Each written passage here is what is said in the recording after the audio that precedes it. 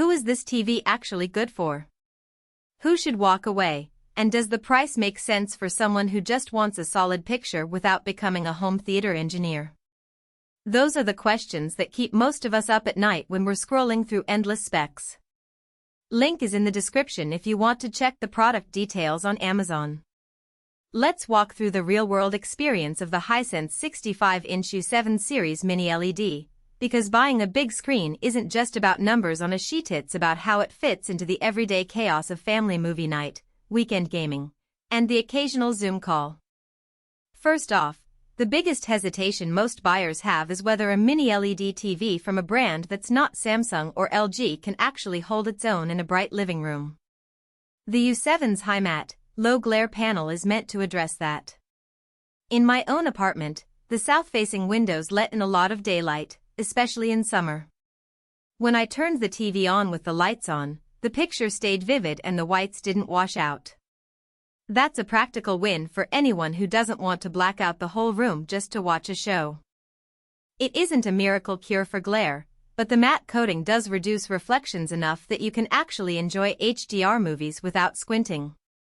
Now, let's talk about the native 144 Hz claim. For the average binge watcher, 60 Hz is already plenty, but for gamers the higher refresh can make a difference. I set up a PlayStation 5 and a PC with the TV's Game Mode Pro enabled, and the motion felt smoother than on my older 60 Hz LCD. The input lag was low enough to be competitive in fast-paced shooters, and the motion interpolation didn't introduce the soap opera effect you sometimes see on cheaper panels. If you're a casual gamer who only plays a few titles a week, you'll notice the improvement, but you probably don't need the extra horsepower that a dedicated gaming monitor would provide. Hardcore esports athletes, however, might still prefer a monitor with an even lower response time. Dolby Vision IQ is another headline that sounds impressive but can be a bit abstract. In practice, the TV reads the ambient light level and adjusts its tone mapping on the fly. I tried a couple of Netflix titles filmed in Dolby Vision and the colors stayed punchy whether the room was dim or bright. The difference is subtle but real skin tones stay natural, and the bright highlights don't look blown out. For families that love Disney Plus or the occasional nature documentary, that adaptive tone mapping means you don't have to keep tweaking the picture settings every time the sun sets.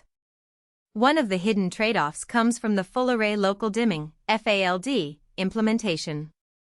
The U7 uses a relatively modest number of dimming zones compared to high-end OLEDs. In a dark room, you get decent black depth, but you'll still see a faint halo around bright objects on a truly black background. If you're planning a dedicated home theater where you can control the lighting and expect cinema-grade blacks, you might feel that limitation.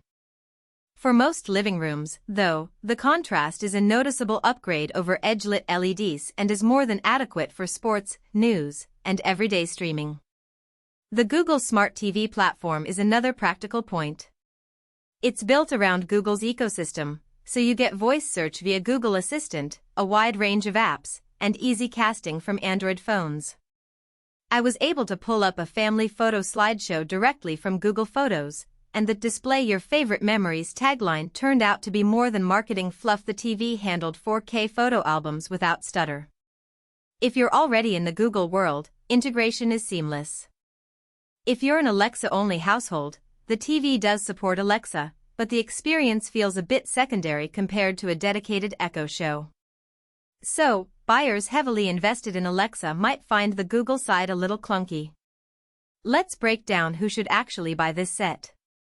If you're a mid-size family looking for a large screen that can handle HDR movies, occasional gaming, and everyday TV without breaking the bank, the U7 hits a sweet spot.